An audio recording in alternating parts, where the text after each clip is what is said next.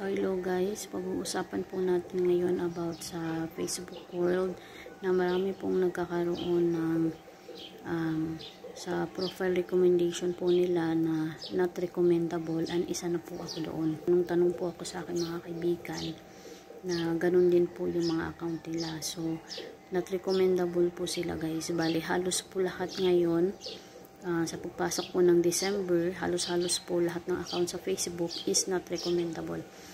So, ang naka-disadvantage kasi guys, pag profile not recommendable, so bali, hindi masyadong ini-spread ni Facebook yung ating mga video,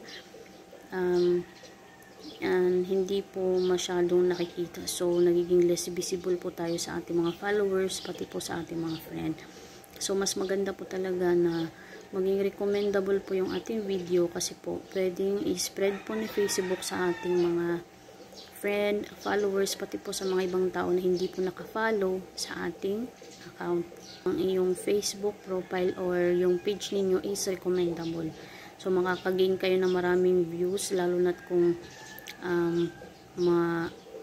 kung mapansin ni algorithm yung video mo, kaya nagkakaroon yung minsan yung isang video ng 100 views.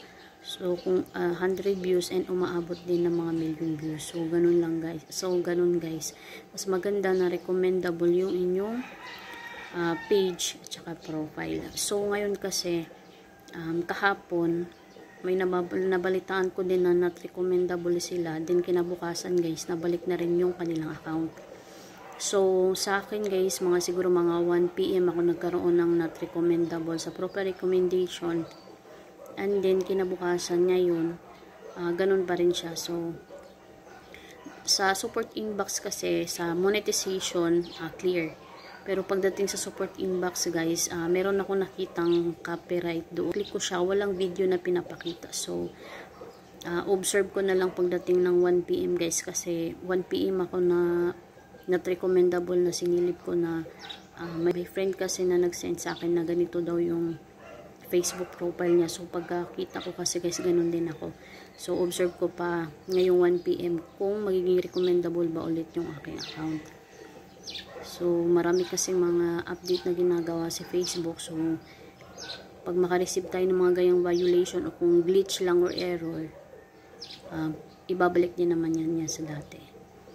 So, sana mabalik sa dati guys, kasi kung not recommendable yung ating page or profile, ibig sabihin, yung earnings natin guys is hindi masyadong tataas kasi nga, limited lang yung mga taong makakakita ng ating mga video. So, yun lang guys yung disadvantage ng pagkakaroon ng not recommendable na page and profile. So, hanggang dito na lang po muna yung video na to, and thank you for watching.